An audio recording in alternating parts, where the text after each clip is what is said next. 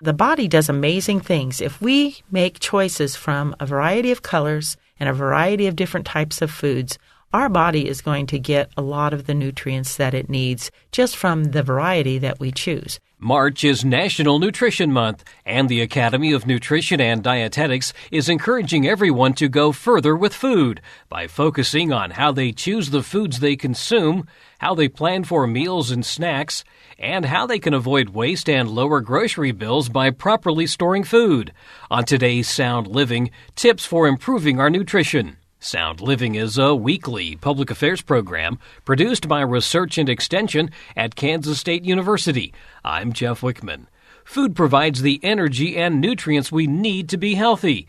And because it's a given that we're going to have to eat throughout the day, K-State Research and Extension Nutrition Specialist Sandy Procter says we really need a plan for our meals and snacks. For those of us who decide that we'll just deal with it when it gets to us and when we get hungry, chances are we're going to make less healthful choices than for those of us who plan ahead and maybe take along a pack of nuts or a piece of fruit, something that we can enjoy through the day, kind of take care of those hunger pangs, but also really make a really healthful investment in our total food intake for the day. This also does some things that we talk about along the sustainability lines where we can reduce our food waste by planning these meals and snacks out. And that is a real big theme right now, is to look at all the ways that we as Americans waste food. And we know that it is not just people with higher incomes, folks who are trying really hard to save money and do all their grocery shopping maybe one time a month, are likely to have more food waste than if we are able to get to a store on a regular basis or to the farmer's market on a regular basis and purchase only what we can really use. Fruits and vegetables are probably the biggest culprit along that line. Well, it does seem that way, and they're the ones that we know if you're pressed for time or if you just don't have access for whatever reason to a store, whether it's transportation or time or distance. Maybe you have to take a bus in some places just to get to the store. We know that fruits and vegetables with that shorter shelf life can be a real lacking point. And a lot of times those are sold in those 3 and 5 pound bags. And if you decide that I'm going to buy the 3 pounds of apples, you better plan on eating apples quite a while that week. Well, sure. And it's not always that you don't want to eat that whole 3 pound of apples, but it's sometimes difficult to think, what other than just eating an apple can I do with this? Or how can I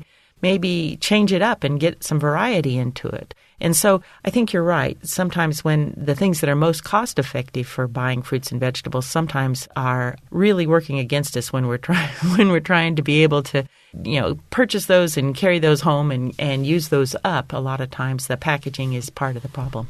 There are some things that you can buy in bulk that will last a long time if you store them properly. That's right. And really, the way to store fruits and vegetables is part of the art. We talk with people who are learning to shop in the grocery stores. We'll do grocery store tours, and we'll talk about how to purchase fruits and vegetables and know that they're good then, and then how to store them, because those two work together to really keep food at its best for as long as possible. For example, you don't want to refrigerate tomatoes, but you need to refrigerate strawberries. And so, how we handle our produce is a big part of how long it's going to keep. Meat is also one of those things that we can buy in bulk if we know how to freeze it properly. Right. If you're going to buy that very inexpensive package of, say, boneless, skinless thigh meat, which can be used in a lot of different ways, it takes a little discipline and it takes a little planning ahead to have those containers or those bags, however you're going to store that in the freezer, have a plan for how you're going to use that bulk packaging. Along those same lines, there is the opportunity to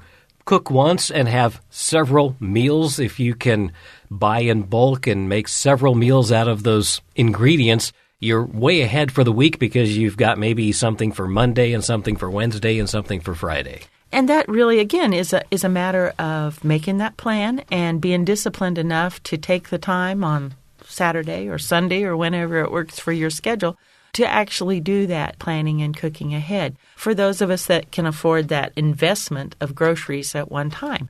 And for others of us that need to do it more on a shorter term basis and just really cook to the meals that are coming up, that isn't necessarily a bad thing as far as food waste. Certainly, we're going to probably be more likely, studies show, to use up our groceries.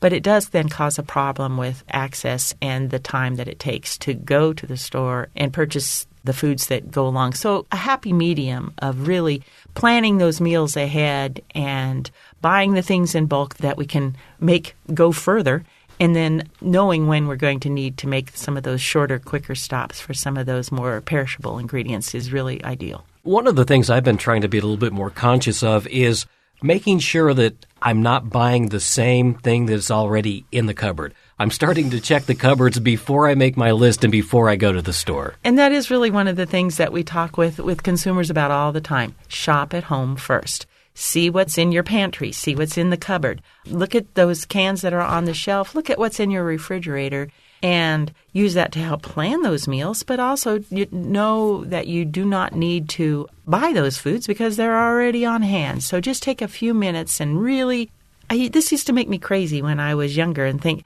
how could my mother not remember what was, in the kitchen? And it's happened to me now. It's like I could have sworn that I, had a can of this or just bought that, or that I had just run out of this, and sure enough, there's another jar of the exact same thing. So use a list, be disciplined, and if you're able to put your list on your phone, then it's always with you, and it's just going to maybe be something that will better serve you. But that's a big way to help us save money and save space in our kitchen, too. And if you have a lot of what appear to be random canned goods, a lot of times you can come up with a recipe either by doing a Google search or looking at Pinterest or something, and you can actually make some rather interesting meals out of things that you already have that you maybe wouldn't have thought you could combine.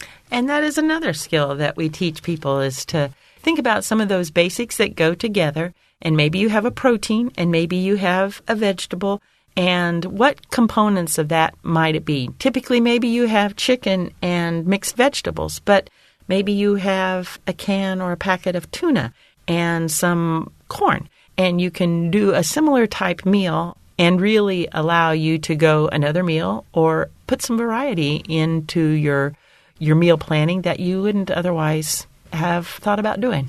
And some of this variety is good. That's one of the things we always stress is eat a variety of foods, a variety of colored foods as well. That is one of the keys, I think, to really going further with food. And another thing that we talked about is how food should be considered to go further in a healthy lifestyle than, say, maybe supplements. And that eating a variety of food is exactly how we do that. The body does amazing things. If we make choices from a variety of colors and a variety of different types of foods, our body is going to get a lot of the nutrients that it needs just from the variety that we choose.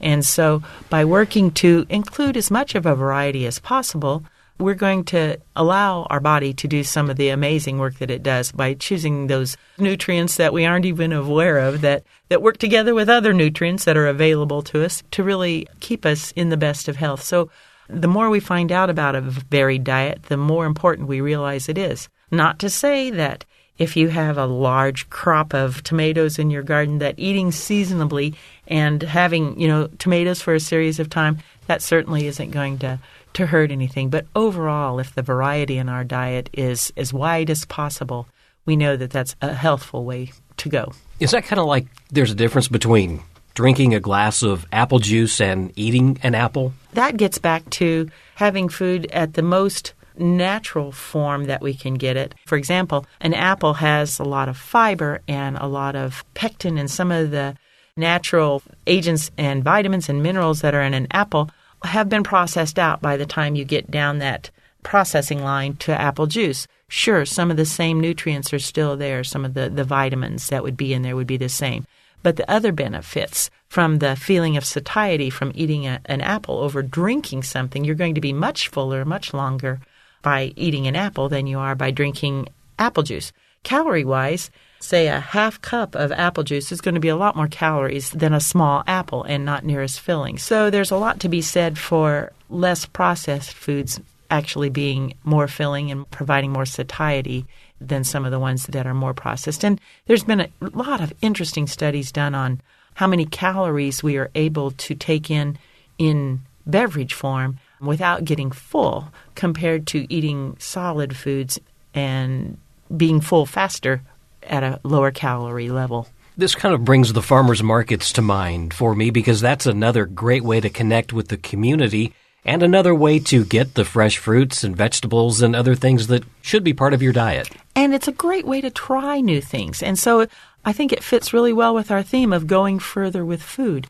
Farmers markets are absolutely perfect ways to talk with the farmer themselves or the purveyor and find out about this interesting color of carrot or this fingerling crop of potatoes, something that maybe you haven't tried before or that you're not real familiar with. And they can recommend how to prepare it or if it's good raw with this kind of sauce or dressing on it, and really learn to eat a variety of foods. And the foods are going to be at their prime, and we're probably not going to be able to experience them at a more tasty level than what we might find in the farmer's market. Also, while we're talking about the community, we've talked about it in the past, the need to support your local food pantries, something that every community has, and there is a huge need out there. To me, this is a perfect example of going further with food. Food is something that is, a basic in our lives. Then thinking about going further with it and sharing it with people who may not have that ability to have a variety of food or may not have enough just to simply get a meal on the table. We oftentimes think of giving to food pantries or to local efforts like that around the holidays. But hunger is year-round, especially as we move toward the end of school. We know that kids are especially hungry in the summertime. If they don't have the summer feeding programs, they may not have that ability to have a meal at home every day. And when that's not available in the summer, hunger is sometimes even at a higher peak than it would be during the school year. And we've also found that this is a problem on college campuses, and Kansas State University is trying to address that. This is a real exciting venture that has really taken a foothold here at K-State. The Cat's Cupboard is a pantry that was started to address the needs of hungry K-State students. It may seem hard to believe that students who are going to college would have problems with hunger, but when you think about it, tuition has gone up, books have gone up, everything goes up. We know that living in the Manhattan area is not inexpensive, and so as costs go up, child care may be part of the mix. Sometimes it's the food budget that really gets shortchanged. So the Cat's Cupboard has been started, and there has been lots of follow-up data collection, and we're able to see that this is not students from other countries. These are primarily Kansas-born and bred students who are going to K-State who simply are not able to make ends meet when it comes to food. And so there's a pantry that's now set up in Fairchild Hall. It takes non-perishable food donations, and it's really doing a great business. Extension also has a number of publications, and they have a great webpage, ksre.ksu.edu/human nutrition, and it covers nutrition topics, food nutrition, dietetics, health. Everything is all on one page, and you've got links to everywhere. Thanks, Jeff. That's our page from our department, the Extension Food, Nutrition, Dietetics, and Health page. And we work hard to keep those resources up to date and to have a variety of research-based information that can really help consumers know that this is sound information, answer some of those food-related questions that they have. And if we don't have answers, we try really hard to link you to really good resources that are credible and can help you make smart decisions about foods, about meals, about feeding families, making food budgets last. There's lots of information about food safety, just all kinds of things. And not only us, but local extension offices as well have great resources to help consumers really know how to go further with food. That's K-State Research and Extension Nutrition Specialist Sandy Procter. Again, more information is available online at ksre.ksu.edu/human nutrition or by contacting your local extension office. And to listen to the podcast version of Sound Living, visit soundlivingpodcast.net or using a podcast app on your mobile device, type search keywords Sound Living Kansas, and you'll find this program. Tap the subscribe button, and fresh episodes of Sound Living will automatically arrive on your device every Tuesday. Sound Living is a weekly public affairs program produced by Research and Extension at Kansas State University. I'm Jeff Wichman, and this is the K-State Radio Network.